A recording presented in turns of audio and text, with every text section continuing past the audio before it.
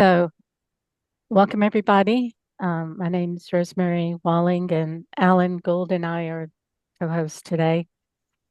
You can find the recording of the seminar on our YouTube channel, also on our seminar archive page on our website. I'll put those links in the chat in a little bit.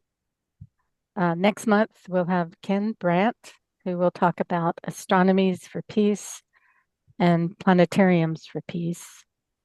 That talk will be 4 weeks from today, April 25th, and it'll be a little bit later, 2 p.m.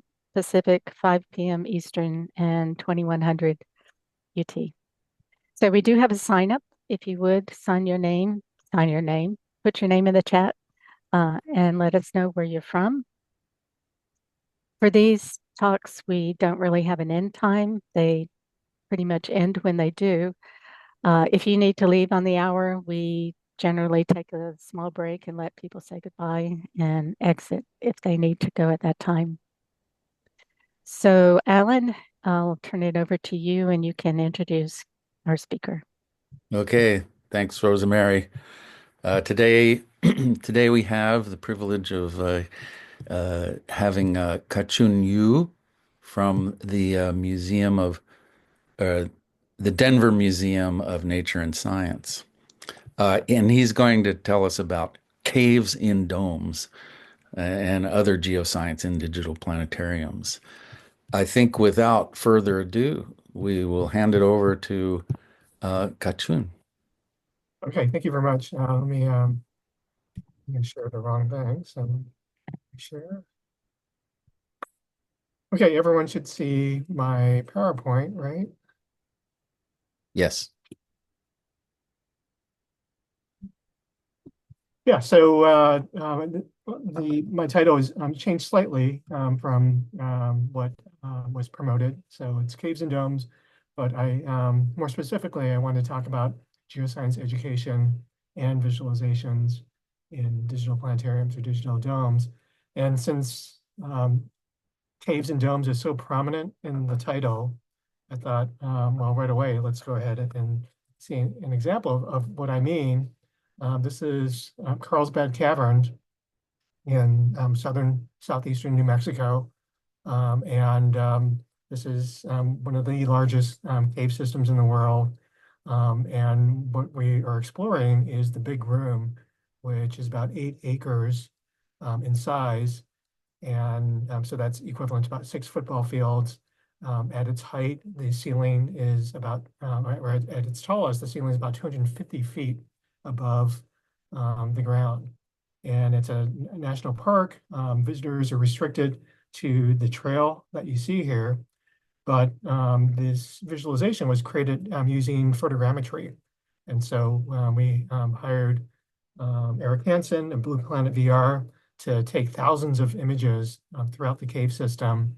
And using specialized software, you can stitch the images and pull out 3D information and create a 3D model. So you can get this very rich looking model. You can see stalactites and stalagmites, lots of detail. And we are also obviously venturing off the path and seeing features close up that you would not be able to see if you were actually at that site. So that is sort of the power of being able to create these models and being able to load them into a digital planetarium. And so the broader question is, given this sort of amazing visualization, how does this fit into the broader topic of educating and visualizing data sets like this for the public? And so that's going to be the focus of my talk.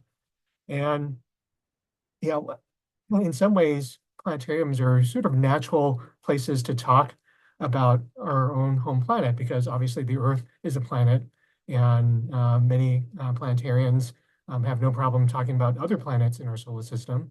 So why not our own planet Earth? But obviously, historically, planetariums have shied away from geoscience education. And that's not surprising, because most folks in planetariums come from a space or astronomical planetary science background, and they don't necessarily have the background or the interest to do earth science or geoscience education. But there are still many reasons why planetariums are really well suited for this sort of approach. First of all, many of the software out there have features that allow us to show the Earth in great detail. And as we will talk about, there's also a deep connection between the types of visualization software that runs in planetariums with the history of attempts to visualize our own home planet and to create what people have called a digital Earth. And so as a result, this talk will go into a little bit of history of these digital or virtual globes. I'll also talk about what exactly is geoscience education and talk about what we can do with visualizations today and talk about where we can go with geoscience visualizations. And then finally, I'll end with a sort of a brief segue into climate change education with domes, which is a topic I think will become more and more important in the future. So to go into the history of virtual or digital globes, we actually have to go back much, much further into the past. And going all the way back to Buckminster Fuller. And Fuller was an engineer, a thinker, an artist. And but in the early 60s, he had this idea of creating what he called a geoscope. And in his full conception, I mean, this was never fully built out, although there were early attempts to create smaller versions. But he imagined a 200-foot globe that would be floating across the East River, across from the United Nations. And you would be able to show data visualizations on this globe using thousands of TV screens in order to help inspire and to spur world leaders and policymakers to make better decisions about policies that would affect the planet. And this obviously was never built, although people have tried to create smaller versions of it. I think there was one at Cornell that students tried to make. But this idea inspired others, like Vice President Al Gore, who in 1992 wrote about the idea of a digital Earth program. So this would be a software program that would pull in data sets from all over that would then be visualized on a computer screen. And he also talked about it at a speech at the California Science Center in 1998. And when he was vice president, he spurred a federal program or a working group of multiple federal agencies, as well as international organizations like the Open Geospatial Consortium, to figure out how to bring together data sets from a variety of different sources. And this working group also helped push to fund research and technology development to further the goals of creating a so-called digital Earth. And this resulted in protocols being developed, one of which was the Web Mapping Service, or WMS, which is a way to send out geospatial data and information over the internet. And another inspiration for all this is the Powers of 10 movie from Ray and Charles Eames, and most planetarium people and most science educators are probably familiar with this. The idea of how to visualize our place in the universe by being able to move through multiple orders of magnitude. And Carter Emmart has acknowledged Powers of 10 as an inspiration for how navigation in planetarium software like PartiView and then later UniView work. And this mode of targeting and locking onto an object, looking down on it, is pretty ubiquitous now in all planetarium software. In the mid-1990s, Silicon Graphics, or SGI, developed a software program called From Space to Your Face. And this, again, will look very familiar to all of us because this is a precursor of how Google Earth, how planetarium software today work by being able to zoom down from space all the way to the surface. And the major technological development here is the fact that they developed a process called clip mapping, where they're able to serve huge textures, or showing the Earth at high resolution. And these texture files, these image files, are much larger than can be kept within the memory of a computer. And so they basically came up with techniques to be able to manage the computer memory very intelligently, so that they're able to zoom in and to really high resolution surface imagery. Now, three of the engineers from SGI left the company, and they formed other companies, and one of which eventually led to the Keyhole company. And Keyhole released their Earth Viewer software in 2001. And this was a commercial software. It was pretty expensive for the time. It cost $400. But it was the precursor to Google Earth, because Google purchased Keyhole in late 2004, and the following year they released Google Earth. And so, Keyhole has all the functions that we're now familiar with in Google Earth. And Google Earth really popularized the idea that you can explore the Earth using data sets that were served over the internet. And one of the more powerful ideas is the idea that you can overlay different data layers. So you're not only seeing satellite imagery, but you're seeing Earth boundaries, you're seeing points showing the locations of important places on the Earth that you want to explore. You can show lots of other types of data sets. And so the idea that you can overlay these data sets, and that these data sets, by being geospatially oriented and registered, meant that you can convey more information. You can learn about the context of different data sets by seeing how one data set is in relation to another data set. So this is a really powerful way of learning geography and geology and anything having to do with the Earth. Some of the SGI technologies found their way into planetarium software even very early on. So at the Denver Museum of Nature and Science, I worked on our Cosmic Atlas software, and even in by as early as 2001, we had incorporated some of SGI's clip mapping features.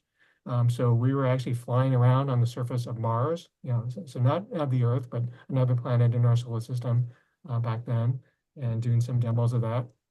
And the same sort of features became inspiration for SCIS's UniView. And SCIS put out a feature in their, I think, 1.3 or 1.6 version of their software called Geoscope, an obvious callback to Buckminster Fuller's original conception. And this, again, was a way to overlay lots of different data layers, all served over the internet, so you didn't have to have these huge data sets resident on your computer.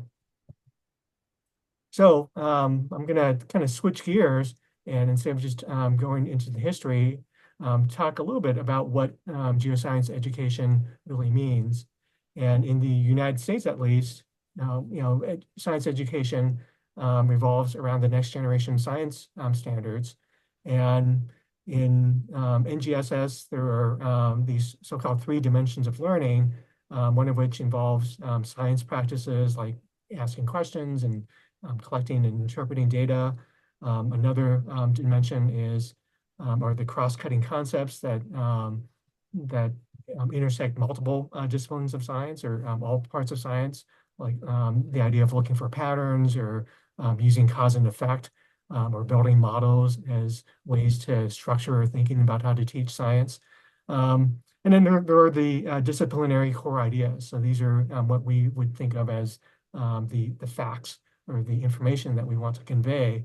And in the geosciences, this would include the history of our planet, the importance of plate tectonics in allowing us to explain everything that we see on our planet, and the interplay between physical systems, what's happening with the rocks, along with hydrological systems, the water cycle, and what's happening with our atmosphere, and also how our planet interacts with biology and with human societies. And so these are just some of the core ideas or that can be taught in geosciences. And so you can see that there's nothing that would preclude their planetariums from being involved in this.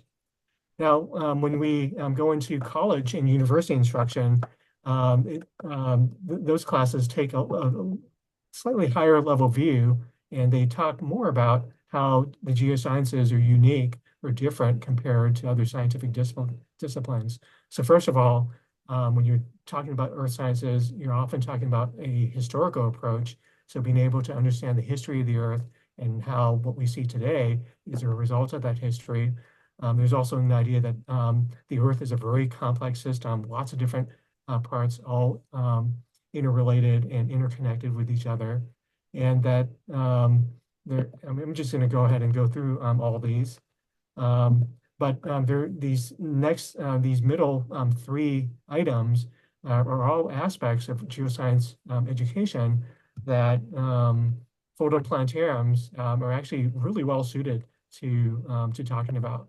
So first of all, the fact that many phenomena are very large scale. So, they can range in scales from microscopic all the way to continent size phenomena, and that to understand them, you need to be able to visualize and see multiple scales in space, as well as through multiple scales through time as well, starting from the present and then going back into geologic time. And many phenomena in the geosciences, just like in astronomy, are very hard to conceive or to visualize, just because they're out of the realm of what people normally or ordinarily see around them. And whether they're invisible, or whether they're you're trying to visualize things underneath the earth, or you're trying to visualize things that happen over very long time scales. You need special visual representations, and in some cases, spatial reasoning to be able to understand them. And so this is why in geosciences, maps, images, animations are all really important for helping students understand these concepts. And then finally, full understanding of some of these phenomena requires us to be able to integrate data from lots of different phenomena, from the geophysical, biological, and even human systems, and at different scales to come together for us to come to any conclusions.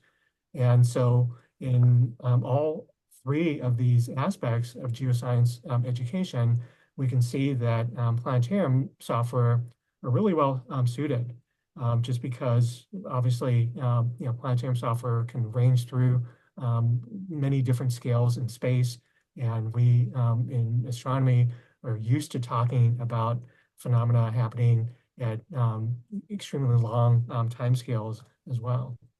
So with that, let's look at some of the types of visualizations that are important in geoscience education, and then how they're currently incorporated in planetarium software.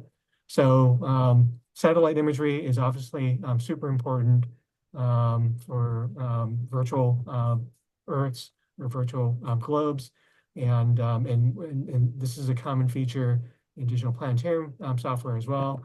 And then also the ability not only to show the satellite imagery, but to be able to incorporate digital elevation models, so that we know what the 3D topography or the geometry of the Earth's surface is like. Being able to show two-dimensional maps is also really important as well, because there are obviously lots of data sets, not just more abstract data sets, but satellite imagery, such as these wildfires burning in Colorado and Wyoming that we can overlay. And it's also been important to be able to show time-based phenomena as well. So the ability to accurately demonstrate that events happen over different time scales, that is often a really important part of the geoscience story. And then being able to show data sets in the form of vector objects, being able to show points and lines and polygons representing different types of data sets. In this case, we're looking at flooding in Bolivia, but also doing three-dimensional versions of some of these data layers that help make the story points more prominent or salient. And here we're looking at, I think, natural gas use across the globe by country. And the ability to represent and show 3D models is something that that many software programs can do. But this, of course, is extremely important in the geosciences. Again, like I said, many of the phenomena that we're trying to explain, people find difficult to think about or to visualize unless we actually show them visual representations. And for the subsurface of the Earth, there are also amazing data sets that are being pulled together using that are being generated from earthquake data, seismogram data, and then put into planetarium software so that we can explore mantle plumes in beneath the Earth, for instance. And so this is work that I did in collaboration with Ebru Bozdag, who is a professor at the Colorado School of Mines. And so we're looking at the core of the Earth in green, is yellow, and then in between that, in the surface, are all of these mantle plumes that are speculated to exist, showing material that's hotter, and it actually had seismic waves actually move slower through them, and so that's how they're able to create a model of these phenomena. So these are amazing data sets. They exist. They're out there, and it's a really amazing way to show subsurface phenomena in the dome.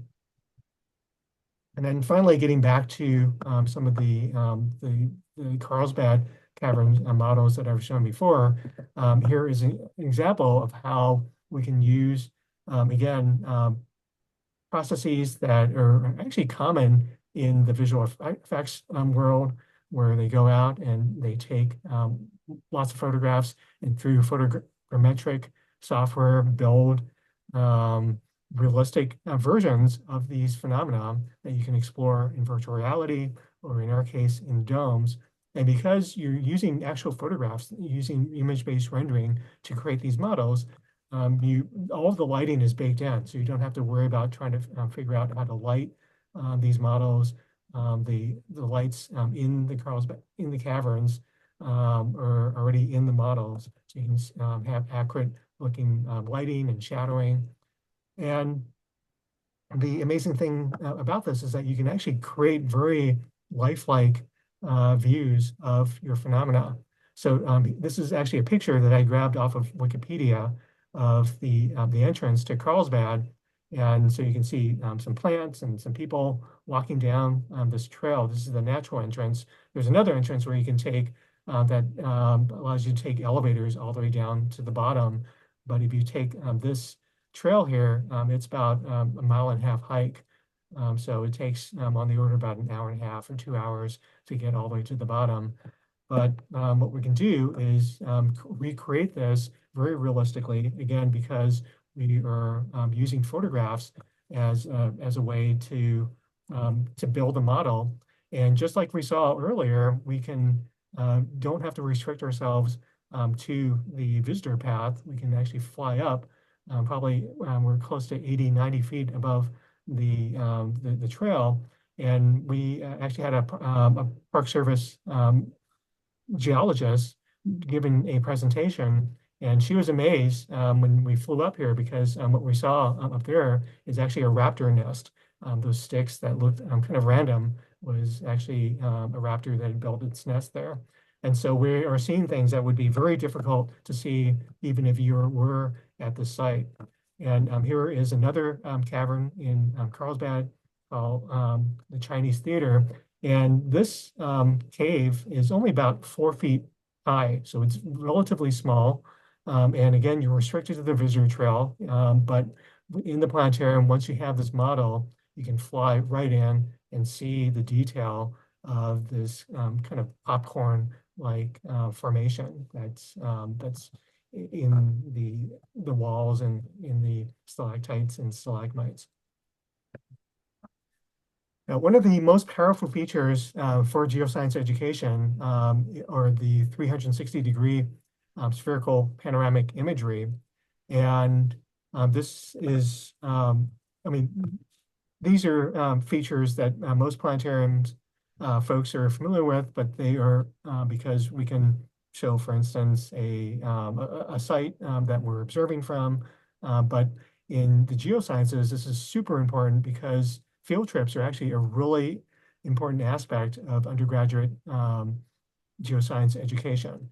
And when undergrads have field experiences, they go out to some landscape and they study it. They try to synthesize a hypothesis about what they're seeing and why they're seeing it. And they use this working hypothesis to try and interpret observations that they can make in that landscape. And, field outings are a long part of geoscience education, but they can be expensive. They might not be accessible to folks who may not be able to easily get to some of these sites. And so virtual field trips is something that many professors in the geosciences are starting to adapt or starting to create themselves. And they incorporate images, 3D models, videos, drone footage, 360 spherical imagery like this.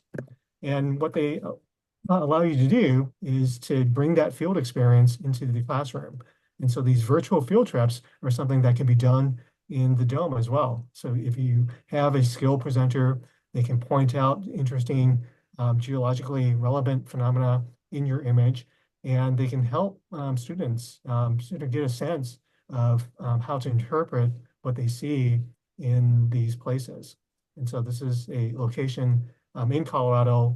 We're at the tip of the Ogallala High Plains Aquifer, where farmers use the groundwater for agriculture. And by looking at the site via this 360 image, we can actually point out how this aquifer or the sediments that overlay the aquifer were actually created. So this is a really powerful tool that for the geosciences.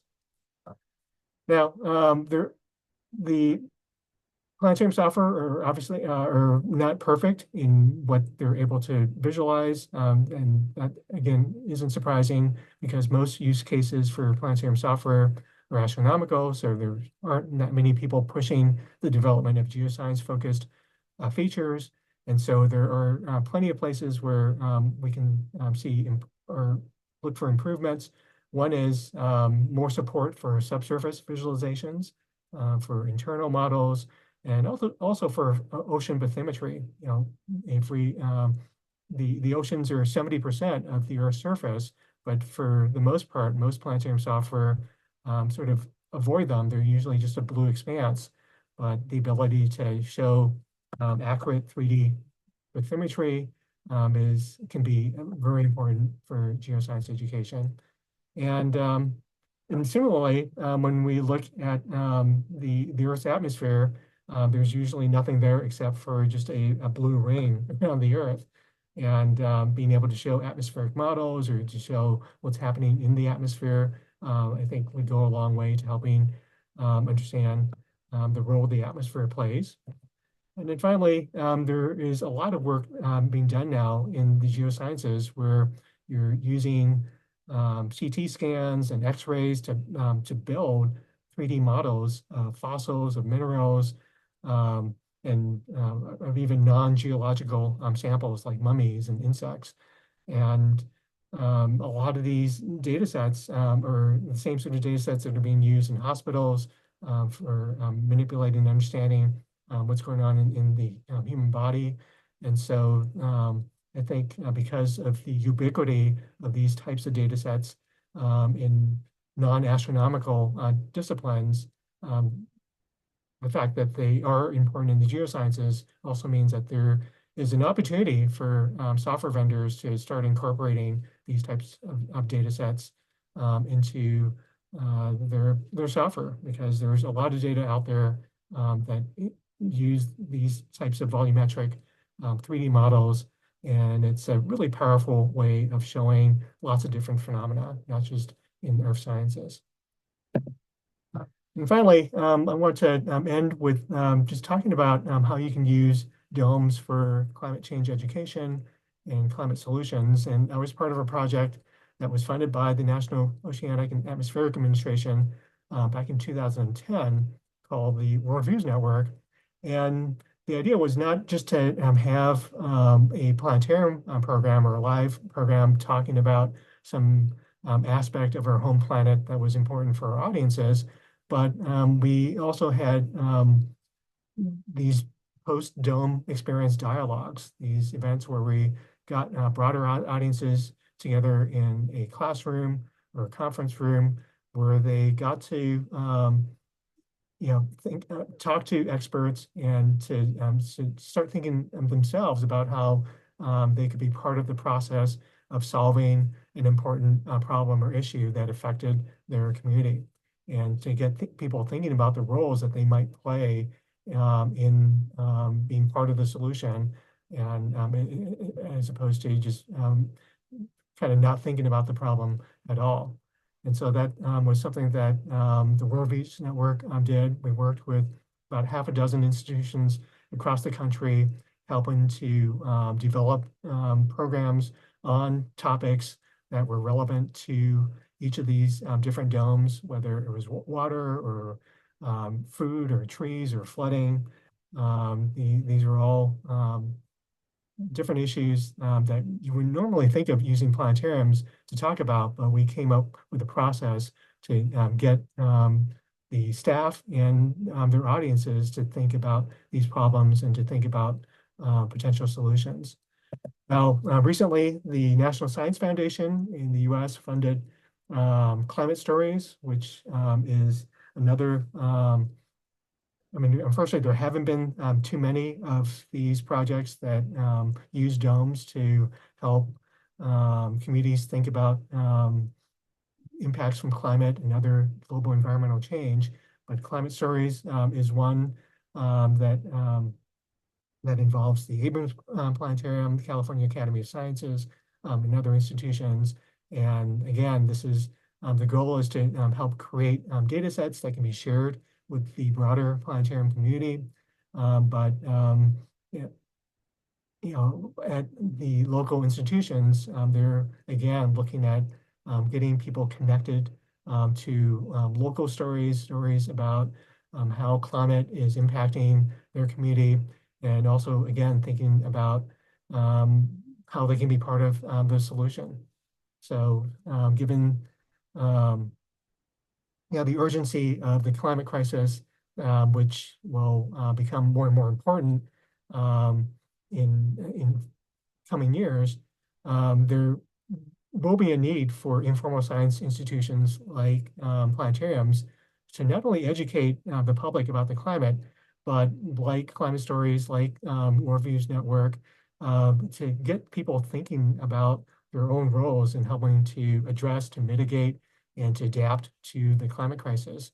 What we've learned and what research has shown is that if you only tell people about the bad news, about how horrible the world is becoming, that can turn people off. It can shut people down, and it doesn't really help them do anything, because they think what's happening with the climate is something that's beyond, it's such a big problem that it's beyond their ability to have any hope of action.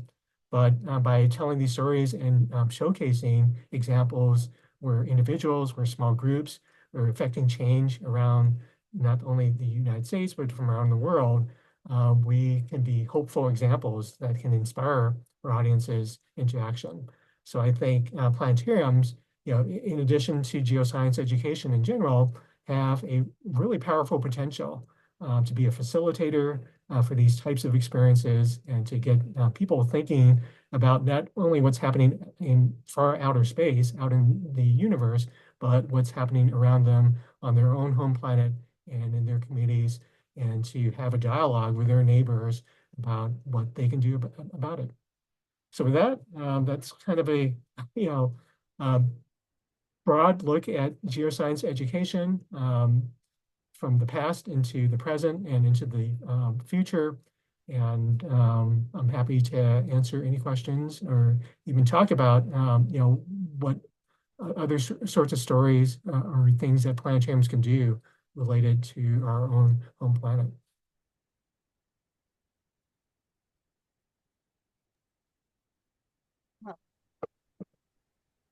Thank you very much. That was great. Um, we'll open it up to questions. So if anyone has a question, just go ahead and jump in.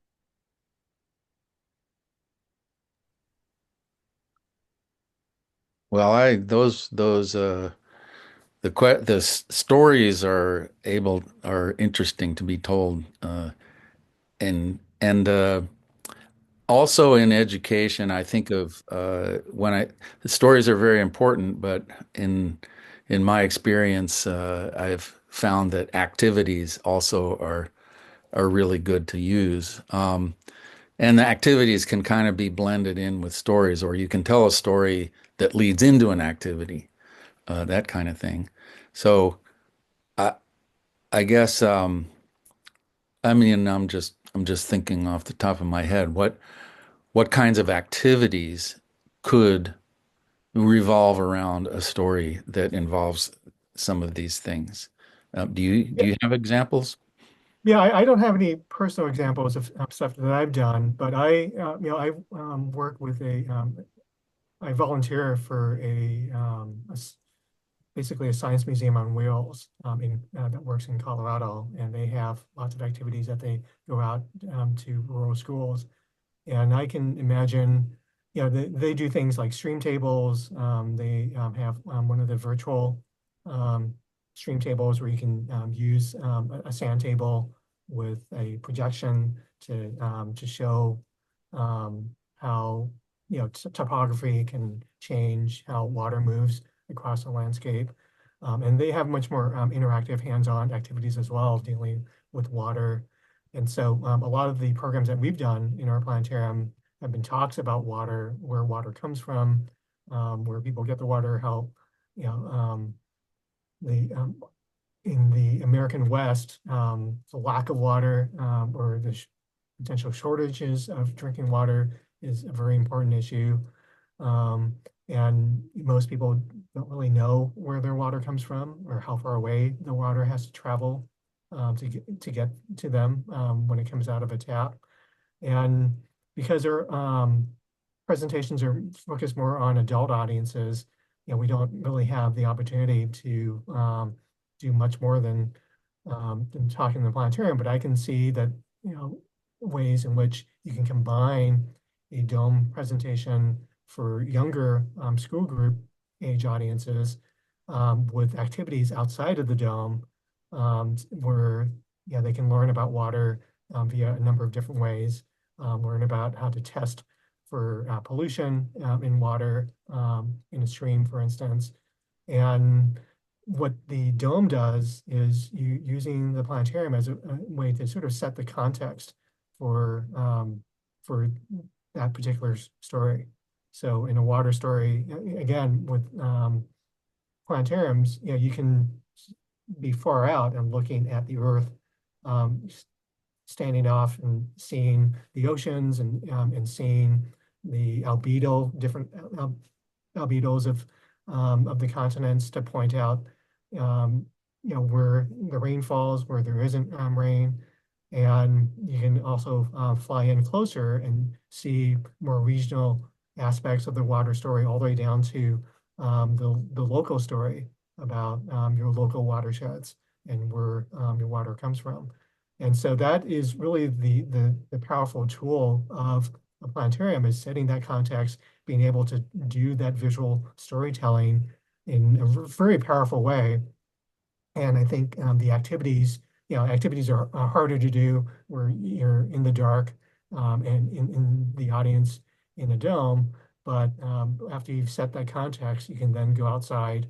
And if you're in a science center, I think there are lots of ways in which you can create activities and have the kids be part of an experience that takes what they see in the planetarium and do something that makes that visual experience much more concrete. And those are just my ideas, but I think, with some brainstorming, others might be able to come up with a lot more better and more interesting ideas on different topics involving geosciences. That can be where you do something in the dome followed by something outside of the dome. I'm especially interested in the activities that happen in the dome. I mean, there are a zillion classroom activities that can be done that relate to a story, just like you said. But just something just came to mind as an idea. When you were showing the cave images and going around the caves, the most basic thing in the cave is stalactites and stalagmites, and there's a story that will tell what those are and how they develop and they grow. But an activity can be as simple as having, and this all works with kids and adults. It depends on how you, I mean, activities in the planetarium are not just for kids. Um, Yeah. and they could identify, which things are stalactites and stalagmites. I mean, that sounds like a very simple thing, and it's very easy to do. But sometimes having an activity that is just as simple as, oh, which one is this and which one is this, gets the audience involved in just identifying Mhm. those features. Um, Yeah, does I'm glad you brought up that example because there are obviously a lot of things I could have shown from Carlsbad, but a lot of the models are not even rooms or not even a cave. It might be of one particular feature. So if you've for people who've been to Carlsbad or other caverns, you'll know that they're stalactites and stalagmites are the most common, but they're also probably some of the more boring features that can be found in a cave system, and that there are, like we saw kind of the popcorn wall um, or the popcorn-like texture in the Chinese theater video that I showed in PowerPoint. Um, there is a wide range of phenomena that is very, very bizarre, and so what you can do is, you can get people thinking, in during the presentation about how this sort of structure could have formed. And I can see, lots of ways in which, I mean, you can, even do things like think, pair, share, where you, have members of the audience break up and start discussing amongst themselves, how they think certain phenomena could have resulted. Um, and again, one of the powerful tools with photogrammetrically derived models is that you can fly up to them and see things that would be very difficult to see when you're actually at the cave in real life. And so there are a lot of structures that are named after food, like the bacon drapery. They literally look like giant pieces of bacon that seem to undulate. Um, and a lot of these are near the ceiling. They could be 15, 20 feet up in the air, but in the dome, we can fly right up to them. And if you give a basic explanation of how dripping water with minerals dissolved in the water can slowly, over thousands of years, form stalactites and stalagmites. Now you can pose the question of, where does, how does this sort of model result in the features that you see here? So I think, and then there's, I didn't even talk about the aspect of life in caves. So, cave entrances, or even, within a few hundred feet of a cave entrance, those are important places for bats and birds. And they're also interesting microbial life and blind arthropodal life that can be found in caves. And so I think, I mean, there's even within this one system of geosciences, there's huge amounts that we can go into to talk about not just caves and earth science, but about biology, about lots of different things that we find in caves that don't even necessarily have to do with the rocks themselves. I just thought of another activity when you were talking about the bacon feature. Name that feature. Yeah, Don't tell them what the name is, but get some. What would you call this feature? What does it look? What does it resemble to you? And yeah, then, of course, at the end, you could say, well, some scientists or the guys who just they named this bacon. Um, another idea occurred to me about related to climate change and how a story can lead into an activity. But the glaciers is a I mean there's getting to be better and better global imagery, from satellite like the type that you were showing.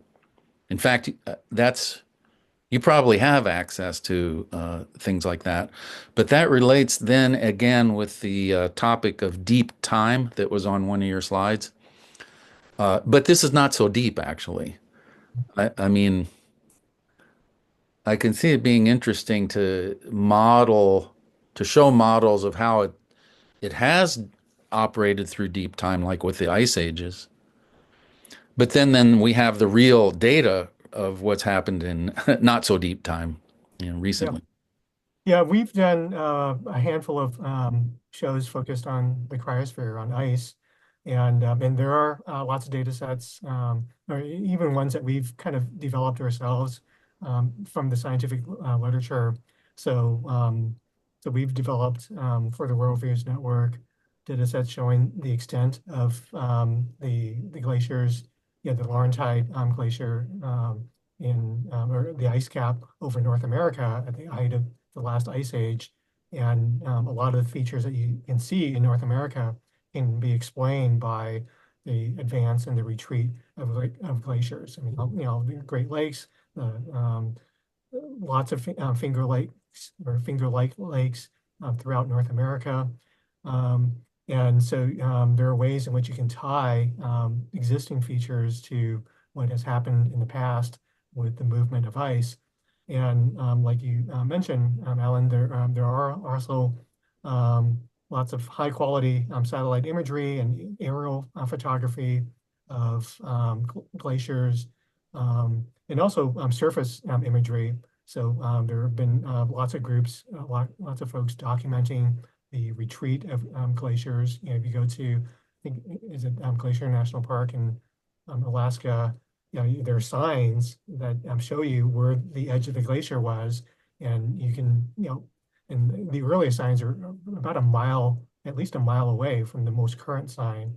And even the most current sign when I was there a couple years ago, that was a few hundred feet forward of where the glacier, the edge of the end of the glacier currently is. Um, but in addition to these on the ground images, people have documented how far glaciers have retreated by rephotographing glaciers from the same viewpoint that an earlier photograph was taken.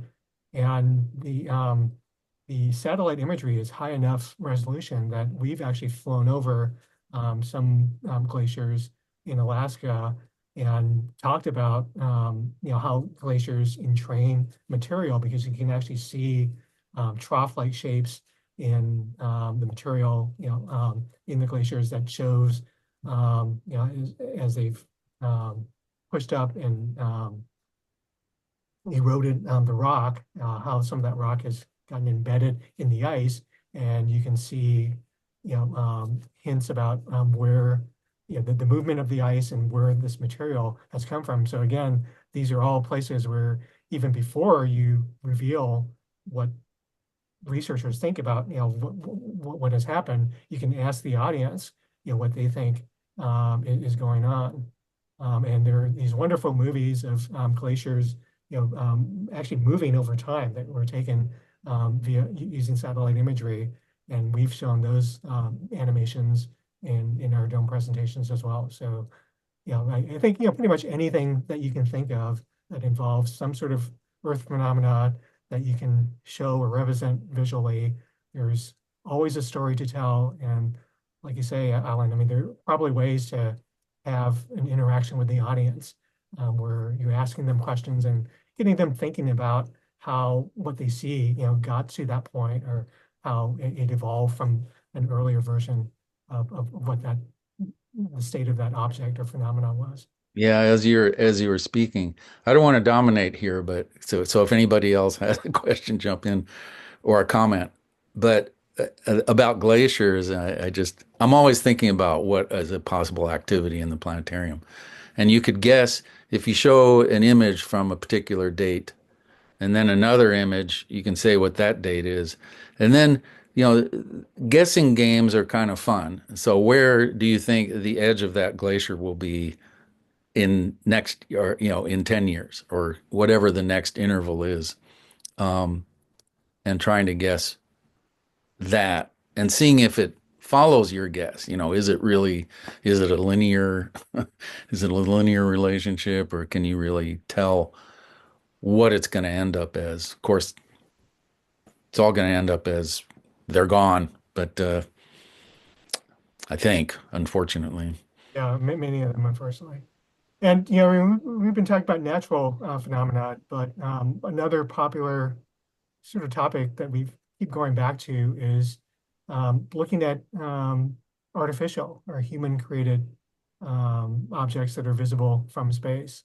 One of the during the pandemic, we were doing a lot of the presentations through Zoom, and so one of the fun ones that we did with school groups was things that you can see from space. And so, and you can ask a question of your audience, what do you think it would be visible from space? And you can, take, and just like, if you ask your audience of, school grade kids, what planet do you want to visit? You always get very similar answers. Mars is popular, Pluto is popular, Uranus is popular for obvious reasons.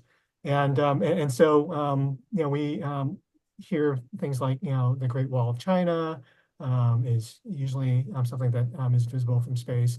And then we can actually fly down to the Great Wall and see whether you would be able to see it from orbit. And even, things like Stonehenge, or, let's say the Eiffel Tower, or the Statue of Liberty. These are all things where you get people thinking about the scale and or the sizes of objects, and then eventually the talk can even go towards the human impact on our planet, and the fact that we are in some ways geoengineering a large fraction of our planet, including much of its surface for agriculture, and being able to see the impact of agriculture in the US or elsewhere in the world. I think that can be very eye-opening as well, because if you fly down to what are effectively crop circles, center pivot irrigation fields, and you ask people, what are those? If someone hasn't flown in an airplane or someone has never seen them before, they look very, very mysterious. And so those can be jumping off points for discussion about how do we feed ourselves? How do we get our water? I mean, there's so many different aspects of our planet that are intimately tied to our lives that people don't really think about. And being able to use satellite imagery in the dome is really a powerful way to get people thinking about those topics. That reminded me of another activity that we've actually done. It was a classroom activity, but it could easily be done in the planetarium of images from Rondônia, Brazil, of the Amazon rainforest, basically. And it's a time series spaced about five years apart, or maybe even 10 years apart. And it shows a network of lines going through, and the network of straight lines. And the question is, what's going on here? If you just, what's going on here? Well, if you zoom down on the ground, you can figure out that there's logging going on, and those are the lines where the Amazon forest has been logged.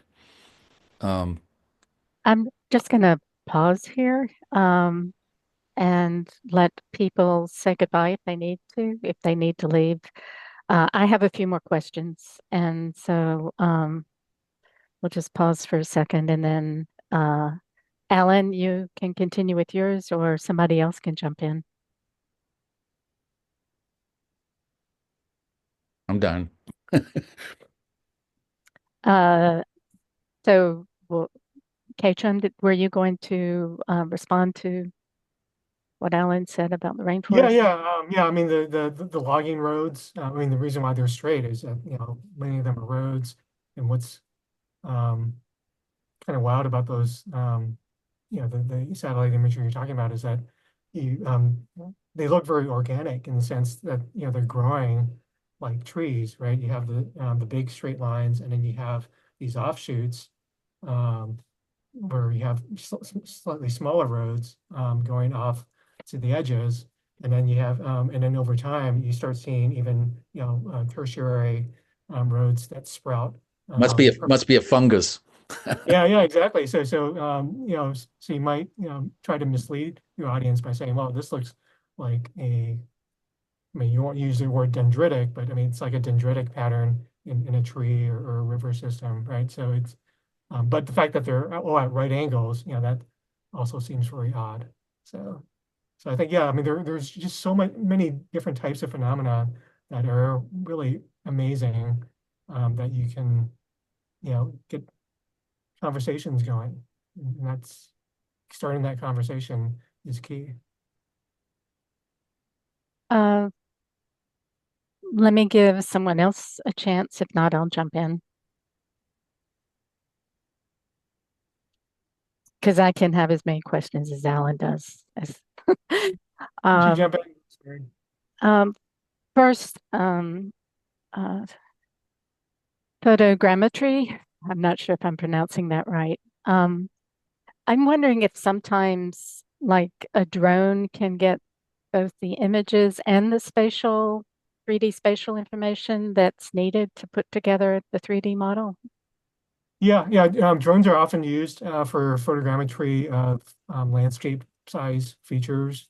So especially of archaeological sites or places where you have stuff that's distributed over hundreds of meters or kilometers in scale. And all you need for photogrammetry is to have images that are taken from different angles and where there's overlap of an object in one image versus the next. And so the software can go and the software can look for features that show up in both images. And from that overlap and from the fact that you're seeing something from different angles, you can then pull out 3D information and come up with a 3D model for what you're seeing. So basically, the more images that you have and the more overlap that you have, the better the result will be, the better the model. And so if you're flying a drone, you're basically shooting um, 30 frames or 60 frames a second. And so you actually have a huge amount of data. And a large part of it comes down to whether you have the software resources to process all that.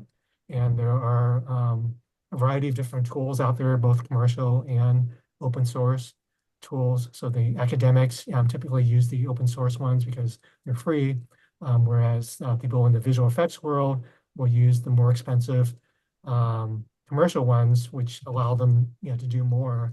So we were lucky in being able to work with Eric Hansen, who comes from a visual effects background. So he was able to provide these super high quality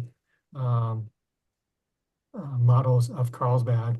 I've talked to other people, this one research educator, she created models of black smokers. So, these undersea features that are volcanic and they're, pumping out hot water, and the minerals from this water has built up these chimney-like structures that can be, tens to hundreds of feet high. And because the water is so warm, there are also these vibrant ecosystems that are developed deep underwater. And these ecosystems are completely disconnected from the surface, meaning they don't rely on sunlight to provide the base of the food chain. Instead, there are chemical reactions involving minerals in the water that feed the microbes that then feed the larger organisms. And she used photogrammetry to create models of these smokers from footage that were created when they had these remotely piloted vehicles from ships on the surface that were exploring these smokers at the bottom of the ocean. And she was able to use the footage, the video footage, to create the models. But because she was using these, the more commercial, the open source programs, and she didn't have some of the resources the visual effects artists had, the black smokers that she was creating didn't have backsides, meaning they only had the sides that were lit up by the ROVs, and so they didn't quite look right when she put them into her planetarium software, just because even when she had kind of a black backdrop to help hide the fact that half the black smokers are missing, there were still enough visual clues that made them, not quite right. So there is something to be said for working with people to help develop models that look really, really good, to kind of convey the illusion that you're really down there. Um, initially I thought everything had to be georeferenced, but I guess when you're building a model, you just have to have some relative reference for spatial positions and angles and stuff. Yeah. I have more questions, but I might ask you offline about that. Another one is just open space. I know that a lot of planetariums are using it, which has a lot of 3D capabilities. Have you worked with anyone on some of things like this who are using open space? Yeah, I primarily use OpenSpace, so all the animations that you saw, or the videos that I had flying through different models, those are all done with OpenSpace. So Carlsbad Caverns, the Earth interior cutaway model, where you're seeing the seismic waves with a quarter of the Earth or an eighth of the Earth cut out. The mantle plumes, those were all done in OpenSpace. I know other software have capabilities to load in different 3D model types as well. Because I don't use them, I'm less familiar with how capable they are, but I know Digistar, the latest update for Digistar, it's supposed to be able to load not only a variety of different model types, but they embedded kind of the Unity library, so that you can go and pull in models that have been developed by others into their software relatively easily. But again, because I've never actually used that feature, I can't speak from personal experience. I only know what the ENS folks have talked about. But I think, if there is more demand for these types of features, then more vendors will put them in. But again, unfortunately, there isn't huge demand for geoscience education. But that can change in the future. Yeah. Um, I guess my last question, and before I ask the last question, I'll pause and see if anyone here does have a question. So, just you mentioned a lot. You mentioned a lot of times you said that stuff is out there and available, and I was wondering if you could comment on how to, for someone interested in getting into more earth science. I know some resources, but could you talk a little bit about the resources that are available to Yeah, people? yeah. So, I mean, given the current political climate and the fact that um, things can disappear from federal databases, a lot of what I'm saying, could become outdated relatively soon. But NOAA, the National Oceanic Atmospheric Administration, has created a product called Science in a Sphere, and it's a visualization on a 2 meter, 6 foot diameter sphere. And there are other vendors that have commercial vendors that have come up with internally lit spheres. Science on a Sphere is is externally lit. Um, and if you do a search, you'll find that they've curated a massive online archive of data sets meant for Science on the Sphere. And so these are atmospheric, ocean, as well as land surface data sets. They include models of things like atmospheric circulation or the amount of temperature change that has happened over time, to land use changes. And so there's literally hundreds and hundreds of different data sets that NOAA has made available. And there are multiple vendors, multiple planetarium software that make it actually easy to either directly connect with the NOAA servers to download and to show these Science on the Sphere data sets on their virtual globe, virtual Earth in the planetarium. Um, Other software systems might not be so easy, might not directly connect to the NOAA servers, but they might allow you to, I mean, you might have to download the imagery yourself. And then there's a way for you to wrap the imagery that you download onto the virtual Earth in your planetarium software. Um, in the past, one of the features of UniView, SCIS's UniView, and now Zeiss's UniView, was the ability to load KML files. And so these are this is a format developed by Google and related to their Keyhole purchase, where you can overlay graphics on the Earth that are geospatially referenced. And you can also overlay satellite imagery that's geo-referenced.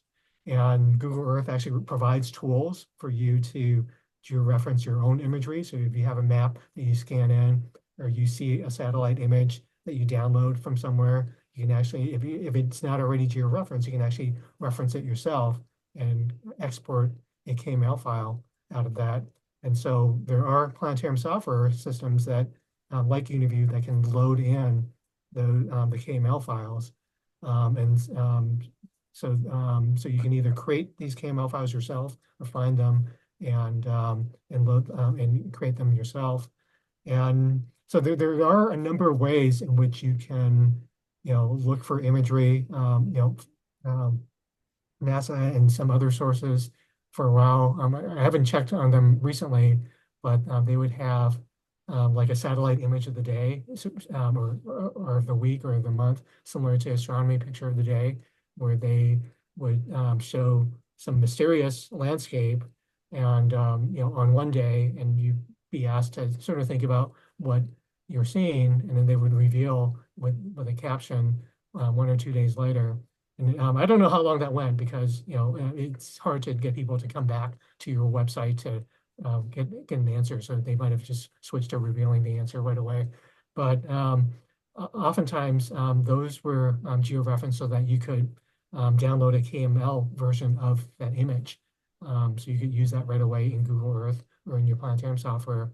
But sites like that, as long as they sort of tell you where you're looking, you can sort of through some Googling or playing around with Google Earth, you can sort of figure out where those locations are and then create your own set of files that can load into planetarium software. So it's not totally, seamless and easy, but people with some effort, I think, people who really want to show satellite imagery are able to do so. Um, just one follow-up on that. Is there some convenient way to take like a KML file from Google Earth and make it into like a raster? Like the kind that can still be georeferenced within some software, but um, it doesn't require interpreting a KML file. It just needs an image. Yeah, I mean, I guess it comes down to how your planetarium software operates. So in OpenSpace, unfortunately, doesn't handle KML files. So we have to go through an even more complicated process where you're using GDAL, which is a geospatial tool set to basically create I mean, you already have to know what the coordinates of the corners Right. of your image are. But with that, you basically create a GDAL layer. There's just a set of files that's written in GDAL. It's an XML, and it's loaded into OpenSpace, and then it reads it and it places it correctly. Okay. And so it all really depends on how your software operates. So if you're using OpenSpace, I can definitely tell you, offline how to do that.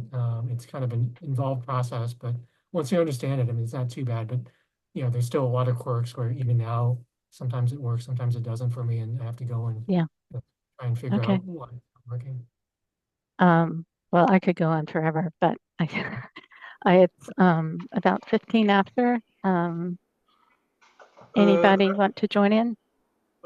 on that last topic, a few years ago, I don't know if KML was around by that time, but there was a GeoTIFF, which Hmm. was a raster image file that had also some metadata associated with geolocation. It Yeah. was used for digital elevation models and stuff like that. Mhm. I, I, I honestly don't know if there's any software around that still uses that. Yeah, I mean, if you use GIS software like ARC, software or QGIS, they load GeoTIFFs. Again, I'm not familiar with all planetarium software, so I don't know if any of them have the ability to load a GeoTIFF. But a GeoTIFF file has all the geospatial information already embedded in the header of the file. So if you have a GeoTIFF and if your software loads it, then I mean, you don't have to do anything. But I know in OpenSpace, again, I have to, if I have a GeoTIFF, I still have to go through the whole process of, you doing other things to the GeoTIFF in order to create another set of files that can be loaded into OpenSpace. But there are, there's probably other software file types out there that again, because they are so specialized, people working in the geospatial realm are familiar with them. Their software systems can load them, import them, export them. But for the most part, we're not there yet in planetarium software. And so you often have to do, workarounds. I think a lot of software support KMLs and KMZs. I suspect Digistar does, but I again don't know for sure. Um, but I guess it's if it's a feature that you want and you're one of their customers, you can complain to them if they don't have that support. I mean, yeah, the more that they hear from their customers, the more likely it is that they'll add that feature in the future. Okay. Dario, did you have anything else? No? Eric? Dario, have you ever done any Earth focus programs in your planetarium? Did you ask me? Or Oh, I was Dario. asking Dario, but Yeah. I guess that's open to anyone who's left on the call. No, haven't done anything Earth focused. We usually go away from Earth. Yeah. I'm Uh, always interested in, go ahead, Eric. no, please, Rosemary. I It's am okay. trying to to involve especially archaeologists on showing their stuff on the dome, like prehistoric monuments. That's one of my interests. Also, some caves where with narrow entrances where even most of them cannot enter. It would give them a chance to to to do some other work on their field in places where they cannot visually go, where they cannot really go physically.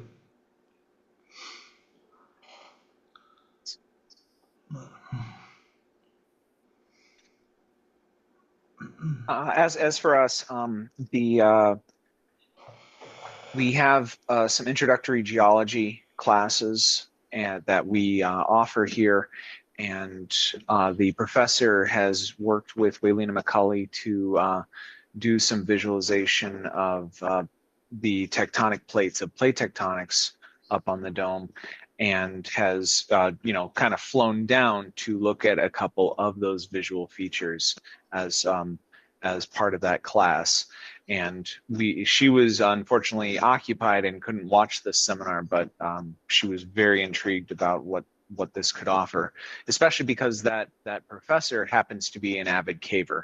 So we, just seeing what sort of work you've done with them and what we could potentially do with our classroom or bringing to public audiences as well. Yeah, and this talk is based on well, a talk that I gave at IPS last summer, but also I wrote up a Planetarian article about it, and so if you don't have access to that article, I can email it to you. But that basically provides, in written form, I mean, kind of all the ideas that I presented here today, as well as many others. So it can help with, help somebody better understand, everything that I've talked about without having to listen to 45 minutes me rambling on. Not a problem at all. Yeah. And we're IPS members, so I should be able to share with her the proceedings from what you shared last summer. That's fine. Hey, KaChun, one of the reasons why we asked you to give this talk was because of that article in the Planetarian. And the reason is because it's a much more, hearing this talk, which has been really great, is way more alive than reading the paper. That's not to belittle the paper. That's just to say that it's a different kind of experience, and It is. really appreciate it. Thank you for doing this. Yeah, and plus you get to actually see, the movies or the animations, which you can't do in the paper. Yeah, thanks a lot. This is great. So yeah, I'm always interested in how to bring these capabilities to small planetariums because that's my background. And so this has been really good, both the discussion and some of the technical aspects. I will say that I'm hoping sometime this year to have someone who's worked on a 3D plugin for Stellarium to actually come. There's been some work with astronomical sites, which seems like it'd be very similar to this. So, plus, I think going into earth science and climate is really important now for planetariums. So it's been great. Yeah, on the topic of archaeoastronomy, being able to create the models, I think is pretty important. And there are some models that are out there for popular sites and objects like Stonehenge.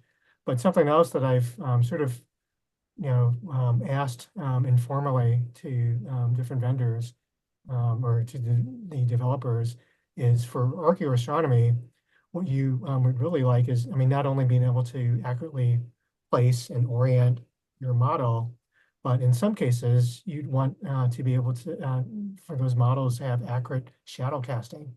Yeah. So that you can actually reproduce, alignments and, I mean, have the sun, be in its accurate location, but also showing, how the interplay of shadow and light occurs for some of these locations.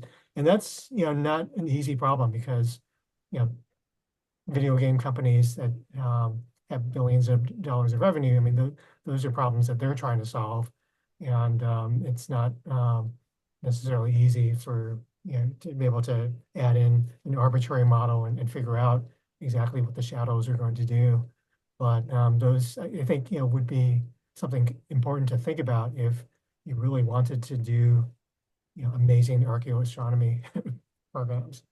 I think there's a little work in the people who make like solar panels in terms of trying to get an idea of where to install them and how to orient them, where the shadows can come into account. Um, anyway, there's lots. Uh, I think that's probably a good time to wrap it up for today. I really want to thank KaChun for everything. It's been great. Um, Well, thank you for the opportunity. okay, so bye. Okay. Okay. Oh, and by the way, most people watch the recording. So this is going to get a lot more spread than you might think just from the audience we had today. But a lot of people do have to watch the recording instead of being able to attend live. So thank you on behalf of everybody watching the recording. Yes. Hope they enjoy it. Yeah. Okay. All right. Thanks, everyone. All right. Thank you. Bye. Bye.